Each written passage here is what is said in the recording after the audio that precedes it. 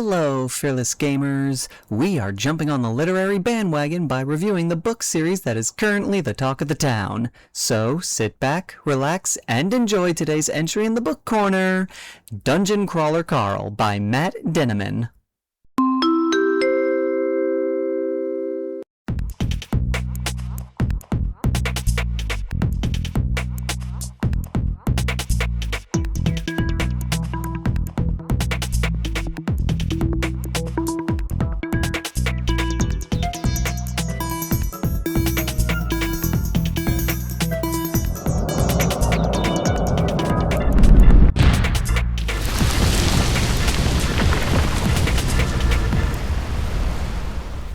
In an instant, life on Earth suddenly changed.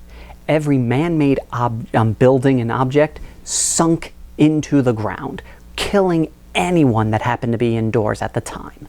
Those that managed to survive are left with only two options.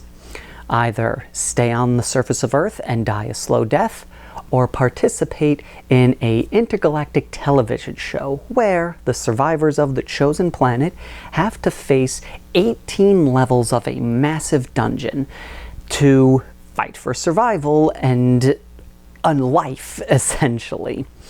They must battle fierce monsters, deadly traps, and solve crazy, complicated puzzles in order to earn experience points to improve their physical stats, and gain gear to equip to them to give themselves an edge. But it's not just about your stats and your gear, it's also about your popularity.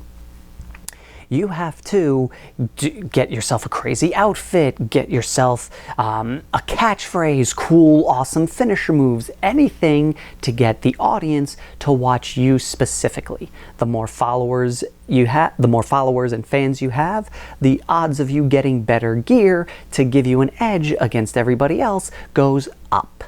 This is the most popular TV show in all the universe.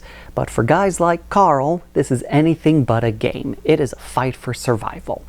Armed with his skills from the Coast Guard and a Marine engineer, his experience playing D&D and Call of Duty, and joined up with his ex-girlfriend's pet cat, Carl will be fighting for survival in order to get out alive on the other side. This is Dungeon Crawler World, and this is the book series Dungeon Crawler Carl.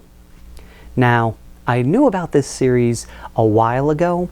However, the brief description I got of it, I was very off-put by it. I could tell from the covers that it was supposed to be like a lighthearted comedy, kind of like series. I know, don't judge a book by its cover. Sadly, I do sometimes. But also just the way people were describing it to me, I felt like this was just going to be a campy, slapsticky isekai series where there's going to be just tons and tons of pop culture references that were going to get old really fast, and I just couldn't get myself to see it. Or read it, sorry, because there is a TV show coming out, and that kind of confused me. But after a while, I was like, you know what? Let's give this a shot. I can at least try out the first book. What's the harm in that? And I surprisingly enjoyed it. The pop culture references are not as bad as I thought they were going to be. They're used for describing things, but it's done very naturally. And what I mean is, the way that Carl uses pop culture reminds me of how I would use pop culture when talking to my friends or other people. So it came off as like a natural kind of vibe and not like a, hey, you remember that, huh? I mentioned the thing, haha. And the comedy, while it is there, is not at the forefront, and it's not something where they stop the story dead in its tracks just so they can make some stupid joke. The comedy comes from the scenarios, the situations, and just in general the story itself. So it's a very nice paced experience.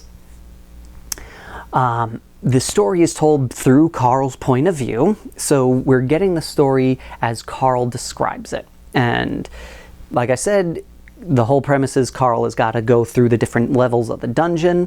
There's 18 in total, and no one has ever completed the dungeon. So he's trying to survive each of the levels and within the game rules, because if he doesn't play by the rules, there's going to be consequences, and some of them could end with him being unalived. So he's using his wits, like I said, from his experience with the Coast Guard, his mechanical engineering experience, and his experience playing games like Call of Duty and D&D when he was in college. All in all, really fun story. I loved every minute of this book. Like I said, the comedy's great, the story's engaging, and it is fast, high-octane action. There's very few small, slow points in the story, and when the slow points happen, they're a much needed break from the crazy action that's going on in the story. And the action is done in such a way where it's hard to keep tabs when you're listening to the audiobook if you're at the climax or not, because it's not like a typical story where you have your big overarching climax and then your falling action and everything kind of settles down to get you to the end of the book. It is non-stop. There were moments where I was like, oh, this is obviously the climax of the book, and then later I'm like, oh, maybe that's the climax of the book, and I couldn't keep tabs on when the story was going to end. I wasn't sure if it was going to end on level 1 or if they were going to continue to another level. The book was hard to kind of predict some of the stuff that was happening in this story. And if you are listening to the audiobook, that is a delight. The narrator who voices the book does a phenomenal job of giving every character a unique and distinct voice. This is one of those few times in an audiobook where I didn't have to fully pay attention to understand who's talking. The voices he uses are so distinct, I can instantly tell which character is speaking. And actually, to a point where the news that came out at Comic-Con really got me excited, because the narrator of the audiobook is cast as one of the characters in the series for the live-action TV show. And that got me excited because the character they picked for him, honestly, after reading the stories and listening to this voice, I think it would be hard for me to accept any other person playing this character. The way he captures their nuances and the way they pronounce words and how they delivery, it was just so perfect for me that I'm just like, I got excited when they said that he was going to be playing this character. So, like I said, the story, it's been nothing but awesomeness. It makes me feel upset that I hadn't gotten into this story sooner. But at the same time, I'm glad that I started now, because if I was following this series as it was coming out, I would be going insane waiting for the next book to arrive. Thankfully, because of when I started in the series, hopefully the last two, the books, well, technically one book and 2 volumes, hopefully by the time I get to that book, it'll be out, so I won't have to wait forever to see how the story ends. So if you haven't seen this story at all, I would highly recommend you check it out. It's got comedy, it's got high action, it's got a relatable character, especially if you're into like D&D and video games. You're going to instantly connect with Carl, I think. It's just a whole all-around great time reading this story. And let me know what you guys think. Have you read the Dungeon Crawler Carl series? A little bit of a tongue twister for me there. If you did, what's your favorite book? Which book do you think I'm going to like the most? What was your favorite part of book 1? Leave it in the comments. Just try to keep them spoiler-free for those that may not have read the series yet.